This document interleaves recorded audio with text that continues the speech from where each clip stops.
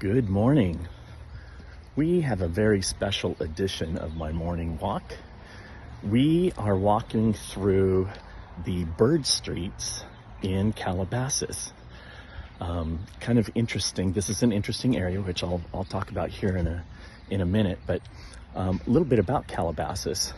Calabasas is at the far western end of the San Fernando Valley. It's got a really rich history. It was originally discovered, shall I say, in the late 1700s as Spanish missionaries came through this area, and Calabasas was one of the areas that they chose to camp. And so it kind of became a little bit of a stop on the trail, shall we say. And Calabasas is along the old El Camino Real. So anyway, and actually, one of the oldest buildings in the Los Angeles area is in Calabasas, and that is the Leoness Adobe, which was founded in 1844. So there's a little bit of history here for sure. And this area was known to be kind of a hideout for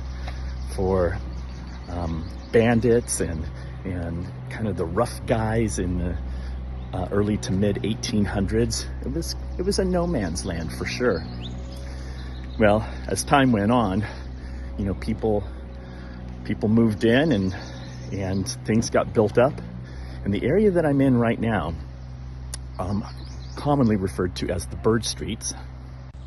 All the streets are named after birds. The bird streets, the name of the subdivision, this was the very first subdivision in Calabasas, and it was originally called Park Moderne, so M-O-D-E-R-N-E. And guy by the name of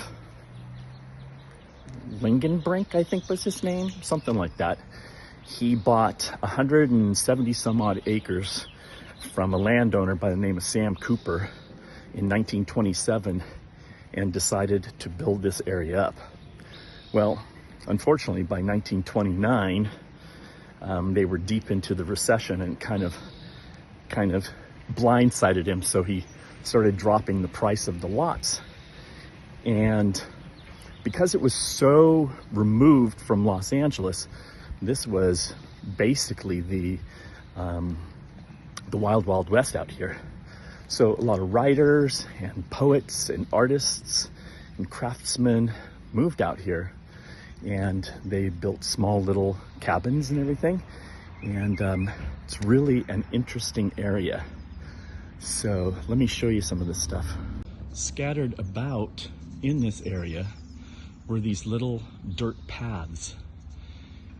And as you can see, 1931 on the date there.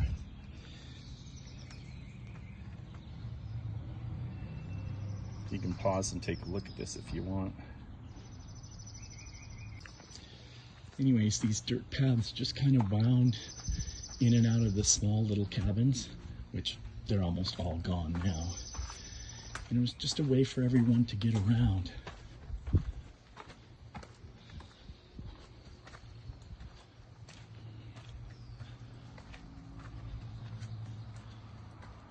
Such a cool area.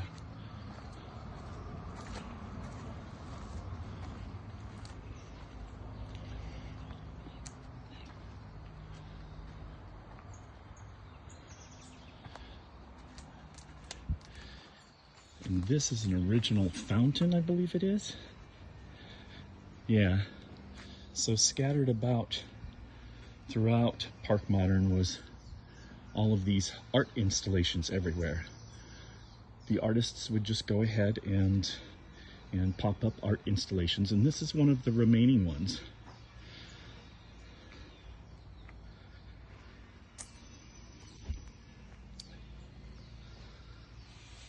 There's some history.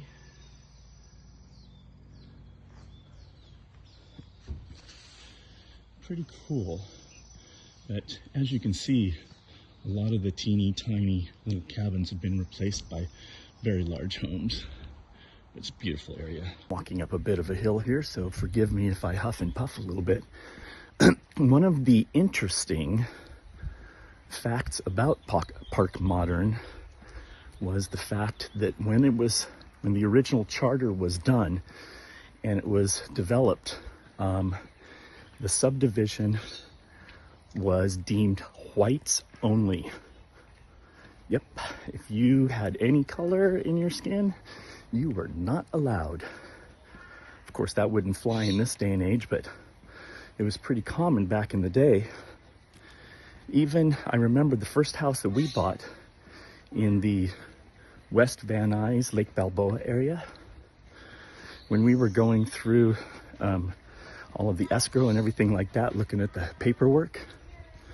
On the paperwork, the original deed said that no non-whites were allowed to purchase the land or the house on it. And that includes Japanese. I remember it specifically said that. And you know, in this day and age, that's just something that's unimaginable. I mean, you just can't even put it into your mind. But that's the way it was back then. And it's kind of weird that, you know, all of those original documents are still around. There's a nice little cactus and succulent garden, kind of on the corner lot here.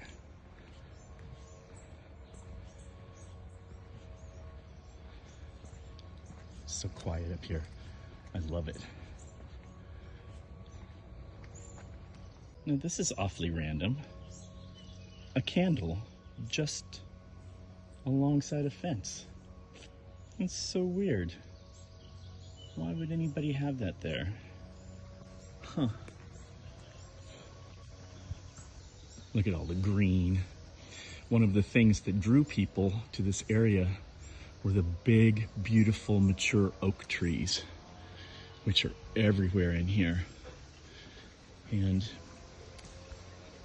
being on the, I guess this is the west side of the Santa Monica Mountain. Well, I shouldn't say the west side of Santa Monica Mountains, because the Santa Monica Mountains kind of go east and west. So this would be on the north side of the Santa Monica Mountains.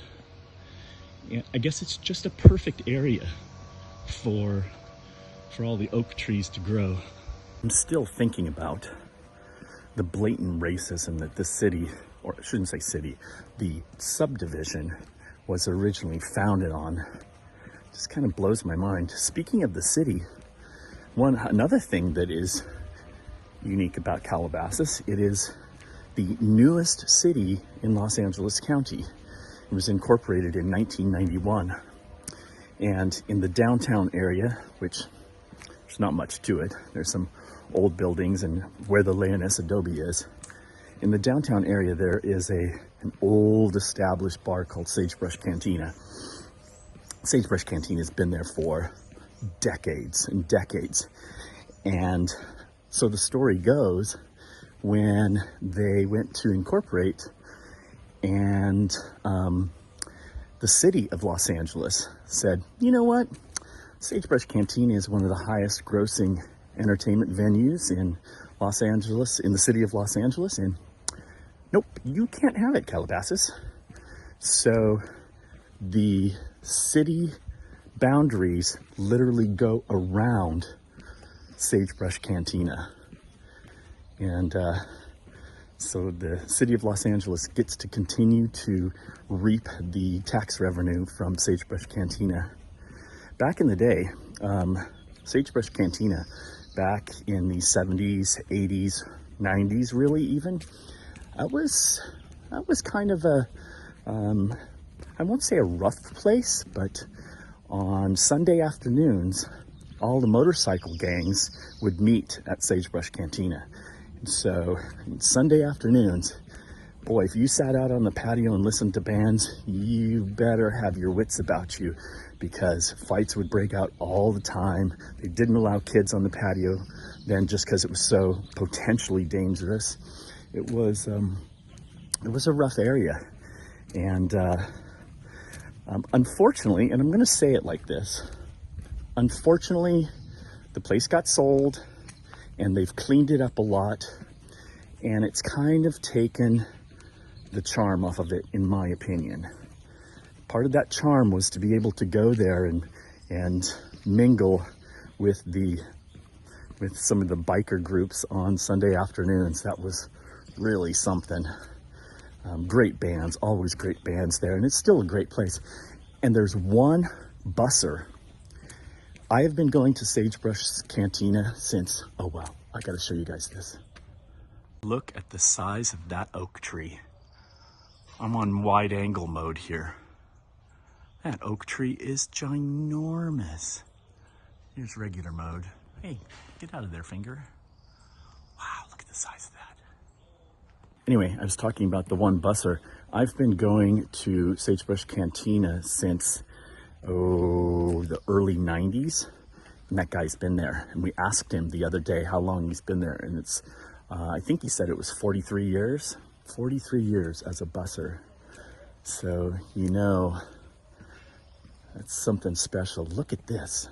I have no idea what this is, but it's obviously an original building. Oh, actually I see exactly what it is. If you look right down there, look at the floor. This is either a well house. Actually, I'm gonna say that it is a well house. Oh yeah, it is. See, there's a tank in there. Let me zoom in. See the tank and the hole in the floor? Look at this, an original well house, pump house, guaranteed from back in the early 20s. Wow, I'm surprised it's still here. Here's an example of a lot where I'm sure the original building was torn down and they built something modern there. Beautiful house, not my style, but wow, I just tried one of these loquats. Probably one of the best loquats I've ever had. Super good flesh to seed ratio. And this thing is planted right along an area where there is a natural stream. I don't know if you guys can see it. Let me zoom in. See the water running down there? It's a little natural stream.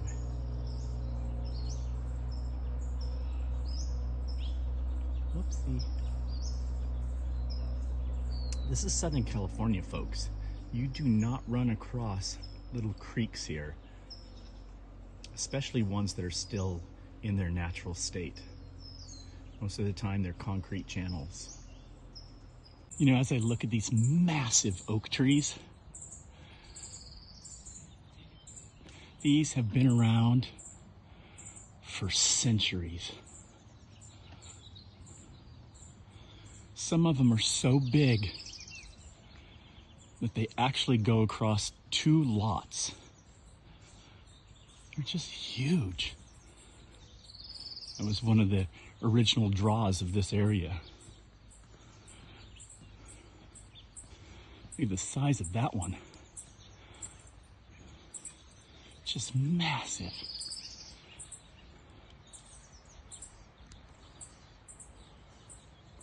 Random. Was not expecting that here. This is just on the other side of those oak trees that I just showed. Huh. Yep, we're out here in the country a bit. Look, as I come around the corner, there's a whole bunch of them. Underneath, once again, a gargantuan oak tree.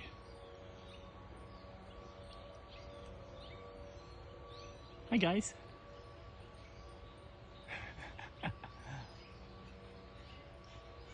Oh, look at this coming up.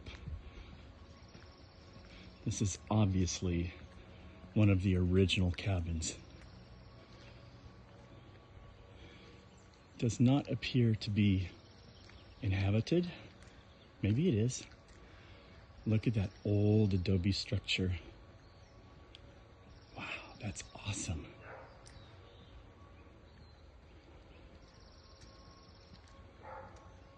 Look at that door.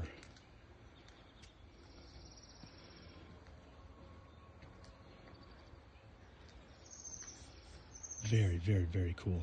You know, there hasn't been a whole lot to talk about as far as fruit trees or anything, but I did find something kind of interesting. I say interesting and cool and crazy a lot, I know. Look at the apple tree. There's a lot of apples on this tree. I wonder if they're any good. I have an apple tree in my backyard. Horrible apples. They never get big, never get this big. And they're always mealy. They're just no good. Now we are headed up to the top of the hill, away from the bird streets, and up into a much newer portion of the subdivision. I'm gonna guess that these homes were probably built in the 70s. We have sidewalks, we have wide streets, we have street lights, a very Brady Bunch type of neighborhood. Whew. Google Maps did not tell me that this was such a steep hill. Oh my goodness. Whew. Not even to the top yet. Oh boy. Yay, finally found a fruit tree. A mulberry tree. Looks like a weeping mulberry. It's the first fruit tree I've seen since I've been walking up this hill. You know, it seems like wherever you go, where there's houses up on the hill, those are usually the biggest, most beautiful houses. And I tell you, there are some really big, beautiful homes up here. They're not big enough to call them mansions, but they are nice, big homes, nice manicured yards. Just really nice. There's a good view of the Santa Monica Mountains. And another thing is the view lot is worth more than any house on it. So a builder could come in, buy a somewhat rundown house, completely redo it, and make a fortune. Look at these big, beautiful Canary Island palms. These are gorgeous trees. And I would guess these trees are probably 50 years old plus. I actually have one in my backyard, but it's not as big as this guy. Canary Island palms are such beautiful palm trees, and they last a long time. Big, thick, heavy trees. And, you know, if you wanted to buy a mature Canary Island palm tree, they are north of 20 grand. Super expensive trees. I'm very fortunate to have one in my backyard because it is beautiful. And like most palm trees, Canary Island palms do give fruit. There's a very, very poor flesh to seed ratio. The seed's huge and the flesh is only maybe 1/8 of an inch around it. And yeah, it's not very palatable, but it is edible and the squirrels love it. Squirrels sit up in my tree and they just annihilate all of those berries. Do you call them berries? Palm fruit, whatever. Oh, I absolutely love that people do this. Look at that. We're on the corner of Declaration Avenue and Mulholland Highway. And there is a giraffe and a baby giraffe in somebody's front corner yard. Isn't that great? Sorry, there's some traffic noise. Mulholland Highway is a pretty big highway. Isn't that great? My sister would love this. She loves giraffes. That's so awesome. We've seen it in other videos around my part of the neighborhood, but I didn't know that this was here. That's so cool. Oh, I said cool again. That's okay. That's who I am.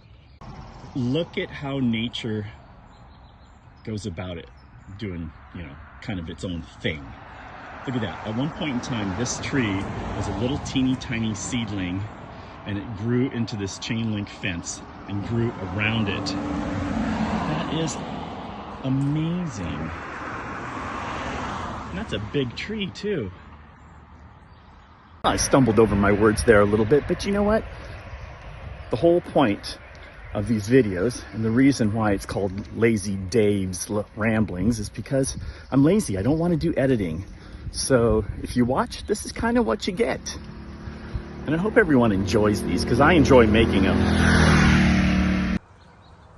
Jasmine. This smells so unbelievably good.